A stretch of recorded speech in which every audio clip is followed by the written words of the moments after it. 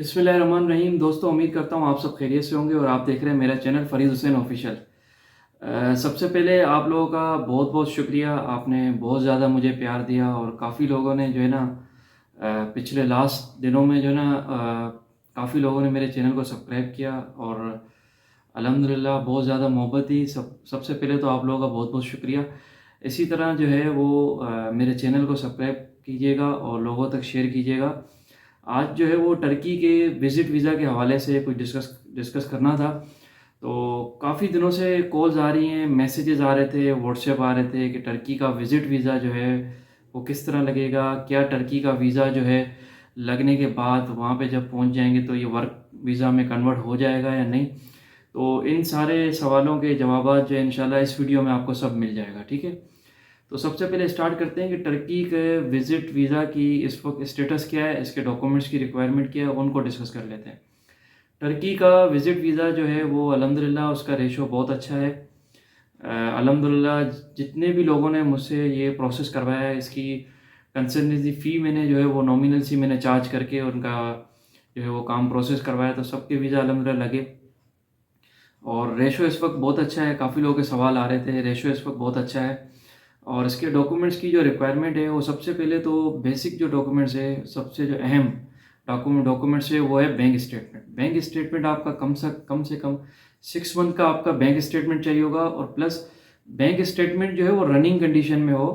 ऐसा ना हो कि वो महीने में कोई ट्रांजेक्शन नहीं है, क्लोजिंग बैलेंस की नीड नहीं है। सिर्फ क्लोजिंग बैलेंस आपने फॉर एग्जांपल अगर 10 लाख रुपए क्लोजिंग बैलेंस हमें उनको दिखाना है तो आपने 8 लाख रुपए उठा के डाल दिए, इस तरह नहीं है। आपका बैंक स्टेटमेंट रनिंग कंडीशन में होना चाहिए और बैंक स्टेटमेंट पुराना होना चाहिए, 8-10 महीने पुराना होना चाहिए। बिल्कुल ऐसा ना हो कि 4-6 महीने का बैंक स्टेटमेंट हो और फिर हमने वहाँ जाके आप सबमिट करा दें तो आपकी फ़ीस ज़ाया हो जाएगी। $190 जो है इसकी फ़ीस है टर्की की। 1 मंथ का आपको वीज़ा मिलता, स्टे टाइम मिलता है और 3 मंथ के वीज़ा की वैलिडिटी होती है। यानी आपको 1 महीने का वीज़ा मिलता है, 30 डे स्टे टाइम होता है और 3 महीने तक वीज़ा की वैलिडिटी होती है। डॉक्यूमेंट्स जो है इसके अंदर जो है वो आपका सबसे पहले आपको बैंक स्टेटमेंट चाहिए होगा, आपका पासपोर्ट चाहिए, वैलिड पासपोर्ट हो, कम से कम उसकी एक्सपायरी 2 साल बाकी हो पासपोर्ट एक्सपायर होने में। आपकी एफ आर सी चाहिए होगी और दो जो है वाइट पिक्चर्स चाहिए होंगी 2x2 की HD रिजल्ट में, मैट फिनिश पेपर पे उसका होना चाहिए। Account maintenance certificate, branch manager card. अगर आप एम्प्लॉई हैं तो एम्प्लॉई आपकी जो है 3 मंथ्स की जो है वो सैलरी स्लिप चाहिए होंगी और एम्प्लॉयर से आपका एक NOC लेटर चाहिए होगा। अगर आप एम्प्लॉयर हैं तो आपके जो है वो लेटर हेड पे आप पूरी इस पे मेंशन करेंगे इटर्निटी मैं इतने दिन के लिए जाना चाह रहा हूँ, तो वो पूरा आप लिख के देंगे, ठीक है इनको। तो ये सबसे जो इम्पोर्टेंट डॉक्यूमेंट्स हैं वो यही डॉक्यूमेंट्स हैं। बाकी तो ये इसके अंदर जो है वो टिकट लग जाती है बुकिंग की, होटल की बुकिंग, इंश्योरेंस। आप जब वहाँ पे अनातोलिया सर्विसेज में जाते हैं तो इंश्योरेंस के साथ ही ये पेमेंट है, $190 आपसे लिए जाते हैं। तो ये सारी जो है ना बेसिक ये इम्पोर्टेंट डॉक्यूमेंट्स चाहिए अगर आपके पास ये होंगे। और इसमें कोई भी डॉक्यूमेंट्स फेक मत लगाइएगा, आपका वीज़ा रिजेक्ट हो जाएगा और पैसे आपके ज़ाया हो जाएंगे। अगर आपके ये डॉक्यूमेंट्स मैं समझता हूँ कि ये आप सबमिट करते हैं तो इंशाल्लाह आपको टर्की का वीज़ा ज़रूर मिल जाएगा, ठीक है। और दूसरा जो सवाल था लोगों का कि टर्की का विज़िट वीज़ा लेकर अगर हम वहाँ पे जाते हैं क्या ये वीज़ा जो है वो वर्क वीज़ा में कन्वर्ट हो जाता है। तो ये चीज़ नहीं है कि आप विज़िट वीज़ा पे जाके इसको वर्क वीज़ा में कन्वर्ट करा देंगे। ये आपके किसी ने आपको गलत इन्फॉर्मेशन दी है। आप जो है वो टर्की का विज़िट वीज़ा लेके वर्क वीज़ा में इसको कन्वर्ट नहीं करा सकते।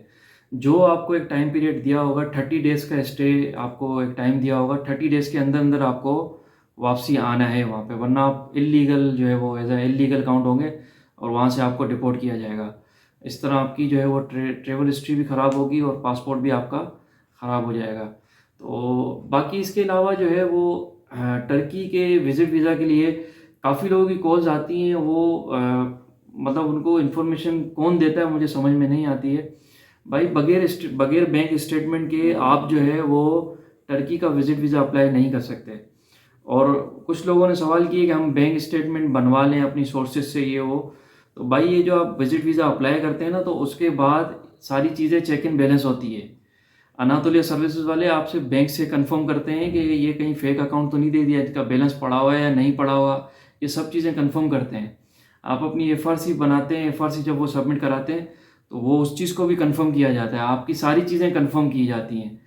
तो उसी वजह से जो है वो 90% लोगों को ये चीज़ें नहीं मालूम है। अगर इसमें एक भी चीज़ आपने फेक डाल दी या गलत डाल दी तो आपका वीज़ा रिजेक्ट हो जाएगा और आपके पैसे ज़ाया हो जाएंगे।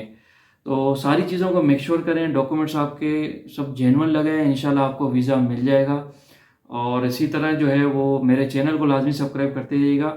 बाकी वीडियोस मैंने पिछले दिनों में डाली हैं, इंशाल्लाह जो लड़के यहाँ से इस्तांबुल गए हैं वर्क वीज़ा में, तो इंशाल्लाह सारी वीडियो वैसे मैंने कवर की है, डाली है।